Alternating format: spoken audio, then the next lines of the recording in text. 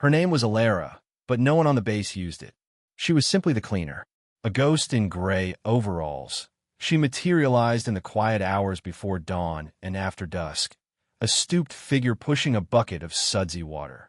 Her hands were gnarled, her face a roadmap of lines that spoke of a life lived far from the polished linoleum of Fort Gresson. To the new recruits of Bravo Company, brimming with the volatile cocktail of youth and tactical training, she was less than a ghost.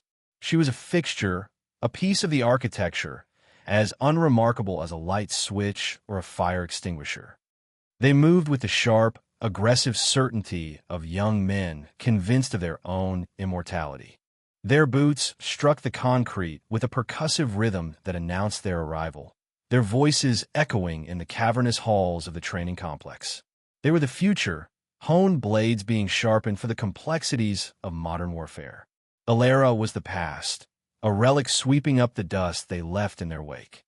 Corporal Jensen saw himself as the sharpest blade of all. He was the platoon star recruit, a specimen of perfect military bearing with a jawline that could cut glass and a sneer that could curdle milk. He and his two acolytes, Miller and Vance, moved through the base as if they owned it, their laughter a harsh, metallic sound that grated on the quiet order of the place. They were the first to notice Elera not as a fixture, but as a target. It began subtly. A boot deliberately scuffed across a freshly mopped floor. A quiet chuckle as she bent, her back cracking softly to wipe it clean again. Jensen watched her from the doorway of the barracks, his arms crossed over his chest. "Look at her," he muttered to Vance, loud enough for half the platoon to hear. "Moves like she's 100 years old. You'd think they'd find someone who could at least keep up." Vance snickered. "Probably got her on some veteran charity program. Hire the ancient." Elera said nothing. She squeezed the water from her rag with methodical, practiced twists of her wrists. Her eyes, a pale, washed-out blue, remained fixed on her task. Her silence was a fortress, and their words were small, useless stones thrown against its walls. "They see weakness. They see age." She finished the spot, the floor gleaming under the fluorescent lights, and moved on without a glance in their direction. The base itself was a monument to precision and power. The air smelled of jet fuel, pine cleaner, and ambition. F-18s tore holes in the sky with deafening roars, and the distant, rhythmic pop-pop-pop of the rifle range was the installation's ceaseless heartbeat. Inside the training facilities, everything was sterile, ordered, and state-of-the-art. Polished firing lanes stretched into the distance, and the rubber-padded floors of the CQB kill houses were designed to absorb the shock of 1,000 simulated falls. This gleaming world of lethality was a stark contrast to Elera's appearance. Her overalls were faded and patched at the knee. Her worn leather boots were scuffed and soft with age. The most notable thing about her was the mop she carried. Its wooden handle was dark with years of use, worn smooth in specific places, grooved in a way that didn't quite match the motion of mopping. It was this mop that became the focus of their next wave of ridicule. They were in a mess hall, a vast, noisy space that smelled of boiled coffee and fried food. Jensen's table was the loudest, his coterie holding court. Elera sat alone in a far corner, eating a small portion of stew with the slow, deliberate pace of someone who had learned never to rush a meal. "I saw her in the hall earlier," Miller said, leaning in conspiratorially, holding that mop of hers like it was a rifle at port arms. "Seriously, she was just standing there, staring at the wall." Jensen laughed a loud, barking sound, probably reliving her glory days from the Great War. "You here to mop the floor, Grandma, or stand guard duty?" The table erupted. A few recruits at other tables looked over, their expressions a mixture of amusement and unease. One of them, a quiet private named Anya Sharma, watched Elera. She saw the old woman's stillness, the way her eyes didn't flicker, the way her hand never trembled as she brought the spoon to her lips. It wasn't weakness Sharma saw. It was a kind of terrifying calm. Elera heard every word. The noise of the mess hall was a familiar cacophony, but their voices cut through it like a rusty blade. She kept eating. The stew was bland, but it was hot. That was enough. "Laugh now. You won't soon." Her resolve was not a fiery thing. It was cold, hard, and patient like a glacier. She had learned long ago that the loudest voices were often the most fragile. She finished her meal, carefully wiped her mouth with a paper napkin, and stood to clear her tray. As she passed Jensen's table, he stuck his foot out. She didn't stumble. She didn't even break her stride. Her foot lifted a fraction of an inch higher than necessary, clearing his boot with an economy of motion that was almost invisible. She deposited her tray and walked out, her footsteps silent against the clatter of the hall. Jensen pulled his foot back, a flicker of surprise crossing his face before he covered it with a smirk. See? Too slow. Couldn't even see it. But Anya Sharma saw. She saw the adjustment, the minute, perfect calculation. It was the kind of spatial awareness they were trying to teach in the simulators, the instinctive understanding of one's environment. It was not the movement of a frail, old woman. It was the movement of something else entirely. The campaign of petty cruelty escalated over the next week. It became a running joke, a way for Jensen to cement his status as the platoon's alpha. They started a betting pool, the Granny Flop, on which day she would finally quit or complain.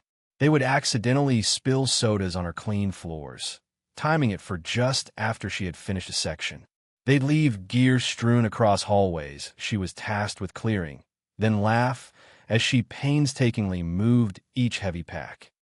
The drill sergeant for Bravo Company was a man named Richter.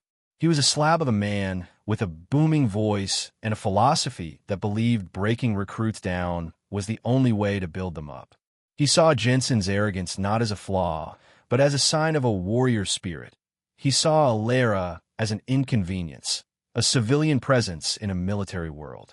He not only tolerated the recruits' behavior, he implicitly encouraged it. One afternoon, as Elera was polishing the brass plaque outside the main briefing room, Richter and his platoon filed out. Jensen was at his side, looking smug. Richter stopped and looked down at Elera.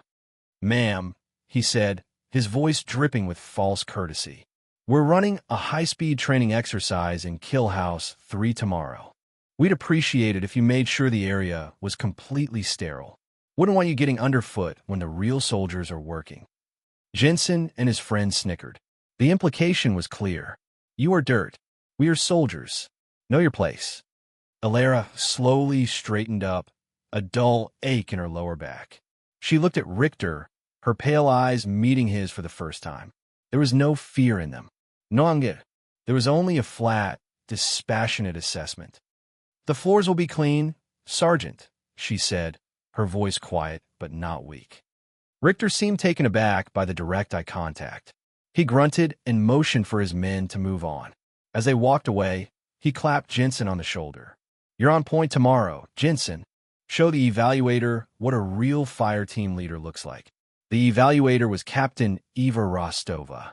She was a career officer, sharp, intelligent, and with a reputation for being ruthlessly fair. She arrived the next morning, her uniform crisp, her dark hair pulled into a severe bun. She carried a tablet and a demeanor that promised no leniency.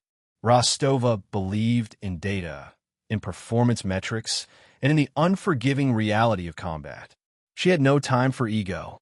The briefing for the drill took place in an observation room overlooking Kill House 3, a maze of rooms and corridors designed to simulate an urban environment. Richter laid out the scenario. A hostage situation. 2 hostiles, 2 hostages.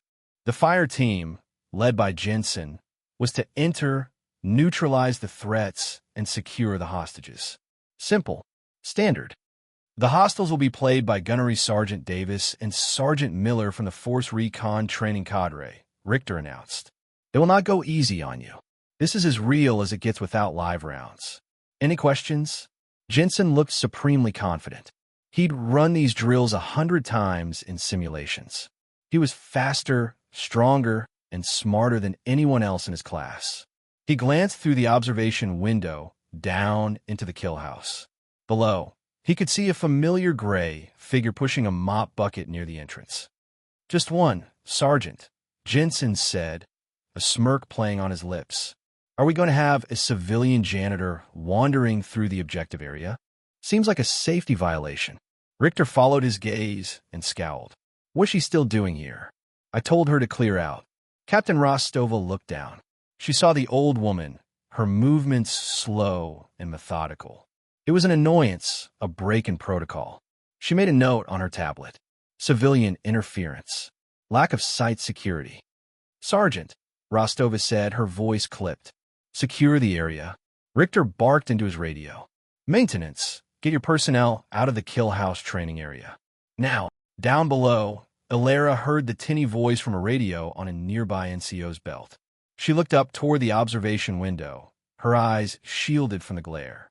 She couldn't see the faces, only the silhouettes. She gave a slow, barely perceptible nod, turned her cart around, and began pushing it towards the exit. Her movements were unhurried, deliberate. Jensen chuckled. Probably needs a 10-minute head, start to get her walker up to speed. The final provocation, the one that broke the dam of her patience, was small and petty. As she passed the staging area where Jensen's team was doing their final gear check, Miller accidentally knocked over a container of chalk dust used for marking simulated hits. It puffed out in a white cloud, coating Elera's worn boots and the hem of her overalls. "Oh, terrible sorry, ma'am," Miller said, failing to hide his grin. "Guess you've got one more mess to clean up." Elera stopped. She looked down at the white powder on her boots. Then she looked up at Miller. For a heartbeat, the vacant, tired look in her eyes was gone. It was replaced by something else, something ancient and hard as granite. Miller's smile faltered. He felt a sudden, inexplicable chill, as if a shadow had passed over the sun. Elera didn't say a word. She simply turned and continued towards the exit, leaving a trail of faint white footprints behind her. But she did not go to the janitor's closet. She went to a small, forgotten alcove near the emergency exit, a spot hidden from the cameras and the observation deck. And she waited. It left me no choice. The thought was cold and clear.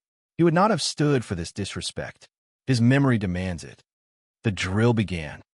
Team Alpha, you're go, go, go. Richter's voice boomed from the speakers. Jensen's team stacked up on the door, a four-man unit moving with practiced, if slightly overwrought, precision. They were a symphony of clicking buckles and Velcro tearing. Jensen gave the hand signal. The breacher slammed the door open, and they poured into the first room, rifles up, screaming, "Get down! Get on the ground!" From the observation room, Captain Rostova watched with a critical eye. "Too much noise," she murmured, making a note. "They're announcing their every move. Poor light discipline. Jensen's muzzle awareness is sloppy." Richter stood beside her, arms crossed, a proud look on his face. "He's aggressive, a natural leader. He's a peacock," Rostova countered without looking at him. "Let's see how he handles contact." Contact came swiftly. As they moved into the central corridor, Gunnery Sergeant Davis, a wiry veteran with the predatory grace of a jungle cat, appeared from a side room. He was supposed to represent a single, moderately trained hostile. He carried a blue training rifle. Jensen saw him first. "Threat," he yelled, raising his own rifle. But he was too slow. His movements were theatrical, designed for show. Davis's were brutally efficient. He fired 2 quick, simulated shots. The sensors on Jensen's vest blared, indicating center mass hits. In a real fight, he would be dead. "Jensen's hit," someone shouted. Chaos erupted. The team's carefully rehearsed choreography fell apart. They were individuals now, not a unit. Miller laid down a frantic, inaccurate burst of simulated fire while Vance fumbled for a flashbang that wasn't there. Davis moved through their panic like water, his blue rifle a blur. He tagged Miller, then Vance. In less than 10 seconds, 3/4 of the team were theoretically dead. The last man, Private Sharma, was frozen in the doorway, her eyes wide. Davis lowered his rifle and shook his head in disgust. From another room, the second hostile emerged, laughing. In the observation booth, the mood soured. Rostova was typing furiously on her tablet. Total failure of command. Lack of basic fire discipline. Unit cohesion collapsed under minimal pressure. Richter's face was red with embarrassment and anger. This was a humiliation. Jensen, his star pupil, had failed in the opening seconds. To make it worse, he was arguing down in the kill house. "Your sensor must be faulty." Jensen was shouting at Davis, pointing at his chest rig. "I had you dead to rights." "You had nothing, kid," Davis snarled back, stepping into Jensen's space. Davis was enjoying this. He was an old-school Marine who despised the arrogance of new recruits. "You were dead before you cleared your safety. You lead like you're in a movie, not a firefight." This was where the drill was supposed to end. A debrief, a harsh lesson learned. But Richter, stung by the failure in Rostova's cold judgment, made a fateful decision. He keyed his mic. "The drill is not over," he announced, his voice tight. "Reset. Hostiles, re-engage at will. Team Alpha, you're still combat effective until the evaluator calls it." Rostova looked at him, her eyebrows raised. "Sergeant, what are you doing?" "They're wiped. This is pointless." "They need to learn," Richter growled. "They think this is a game. Let's make it hurt." Down below, Davis and his partner grinned. They took the sergeant's words as a green light. The exercise had just become a lesson in pain and humiliation. They advanced on the remaining recruit, Sharma, who was still paralyzed with fear. Jensen, furious and embarrassed, tried to shoulder his rifle again. "I'm still in this," he yelled. Davis backhanded Jensen's rifle away with contemptuous ease, the plastic stock clattering against the wall. Then he shoved Jensen hard, sending him stumbling backward. The second hostile grabbed Sharma, spinning her around and putting her in a simulated chokehold. This was far beyond the parameters of the drill. It had devolved from a training exercise into a physical hazing. The staged security drill was spiraling out of control. "Enough," Captain Rostova said, reaching for the master abort button. But before she could press it, a gray shape detached itself from the shadows of the alcove near the main entrance. It was Elera. She moved with a fluid silence that was utterly at odds with her frail appearance. She held her mop, not like a tool for cleaning, but like a bow staff. Her stooped posture was gone, replaced by a balanced, coiled stance. Her face was serene, her eyes fixed on the two Force Recon Marines who were manhandling the recruits. In the observation booth, Richter stared, bewildered. "What in the hell?" Jensen saw her first. He let out a disbelieving, hysterical laugh. "Oh, you gotta be kidding me. The cleaning lady is here to save us." Davis turned, a look of annoyed disbelief on his face. "Ma'am, you need to leave. This is a restricted area." Elera did not respond with words. She continued her silent, gliding advance. The second hostile, the one holding Sharma, shoved the young private away and turned to face Elera, laughing. "You want some of this, Grandma?" He took a step toward her, his hands up in a mocking fighter's stance. The first move was a blur. Elera used the mop handle not to strike, but to control. A quick jab to the Marine's lead foot threw his balance off. As he staggered, the butt of the handle came up in a short, sharp arc, tapping a precise point behind his knee. His leg buckled instantly. It was a nerve strike, delivered with surgical precision. He crumpled to the ground, his leg refusing to obey him, a look of pure shock on his face. One down. The entire kill house fell silent. The laughter died in Jensen's throat. In the booth, Rostova's hand froze over the abort button. She leaned forward, her eyes wide, recognizing the economy of motion, the sheer, brutal efficiency. Gunnery Sergeant Davis was no fool. He was a combat veteran. The mockery vanished from his face, replaced by the grim focus of a man who suddenly realized he had profoundly misjudged the situation. He dropped his training rifle and adopted a proper hand-to-hand combat stance. "All right, old-timer," he breathed. "Let's dance." He lunged, aiming to grab the mop handle and use his superior strength. It was the correct tactical choice against an opponent with a melee weapon. It was also a fatal mistake. Elera did not try to resist his strength. She flowed with it. As his hands closed on the wood, she rotated the handle, using his own momentum to twist his wrists into an excruciating lock. At the same time, she stepped inside his guard, her body moving with a speed that seemed impossible. Her shoulder checked him under the chin, snapping his head back. Her foot swept his remaining leg out from under him. Davis hit the ground hard, the air driven from his lungs. The mop handle was suddenly pressed against his throat, not with crushing force, but with a calm, undeniable pressure. He was completely and utterly neutralized, disarmed and pinned in less than 2 seconds. Silence. A thick, profound silence filled the kill house. The 2 elite Marines were on the floor, one groaning in pain, the other pinned and helpless. The recruits of Bravo Company stood like statues, their mouths agape.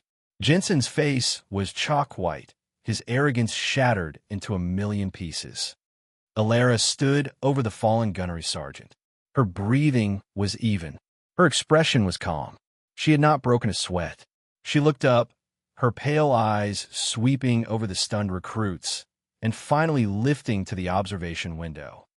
Upstairs, Captain Rostova slowly lowered her hand from the abort button. Her mind was racing, connecting impossible dots. The fluid takedowns, the nerve strikes, the perfect leverage and balance. It wasn't just training. It was a lifetime of it. It was a doctrine she had only ever read about in classified files, a fighting style taught to a unit that officially didn't exist. Meridian, she whispered, the word barely audible. That's Unit Meridian Protocol. Richter stared at her, then back at the impossible scene below. What? That's crazy. They were disbanded 20 years ago. They were legends, myths. As if on cue, the main door to the observation room opened. Colonel Wallace, the base commander, walked in. He was a tall, dignified man with silver hair and an aura of quiet authority. He didn't look at Richter or Rostova.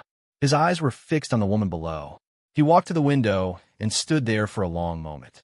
Down in the kill house, Elera removed the mop handle from Davis's throat and offered him a hand up. He took it, his face a mask of bewildered respect. Who are you? Davis asked, his voice raspy. Before Elera could answer, Colonel Wallace's voice came over the intercom, calm and clear, cutting through the stunned silence. She is Command Sergeant Major Elera Vance, retired. A collective gasp went through the room. Jensen looked as though he had been physically struck. Wallace's voice continued, each word landing like a hammer blow. She was the lead hand-to-hand combat instructor for the 1st Special Operations Detachment Meridian for 15 years. She wrote the book on close-quarters engagement that Gunnery Sergeant Davis here teaches from. And you, his voice turned to ice as he addressed the recruits, have been mocking a living legend for the past month.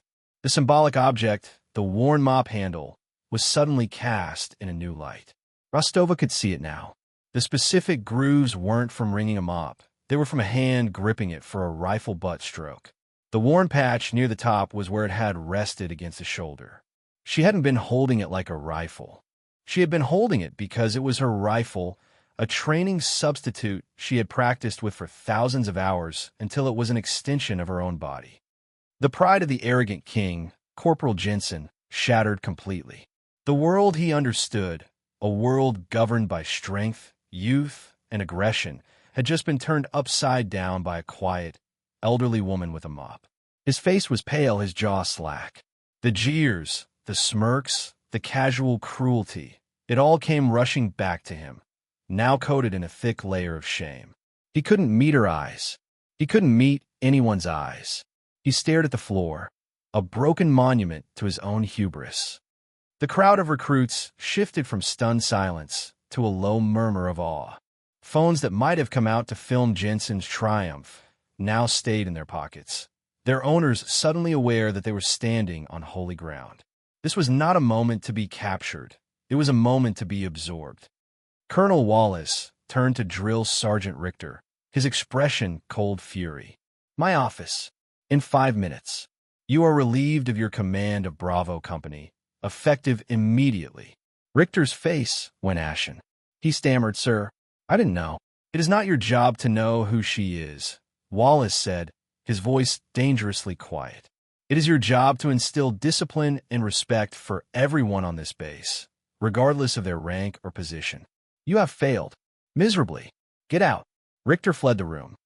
Wallace then turned his attention to Captain Rostova. Her expression was one of pure, unadulterated professional admiration.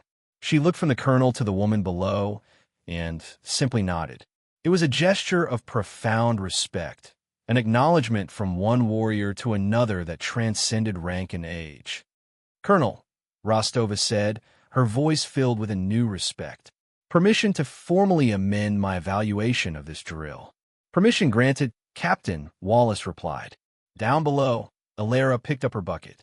She looked at the shaken recruits, her gaze lingering for a moment on Sharma, who was staring at her with wide, reverent eyes. Then she looked at Jensen, who was still staring at the floor, crushed by the weight of his own ignorance. She turned and began to walk away, her work done. The long-term consequences were swift and karmic.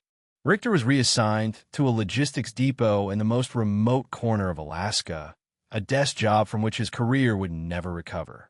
Jensen's fall from grace was absolute. He was stripped of his squad leader position and became a pariah in the platoon. The story of his humiliation became a cautionary tale whispered in every barracks on the base.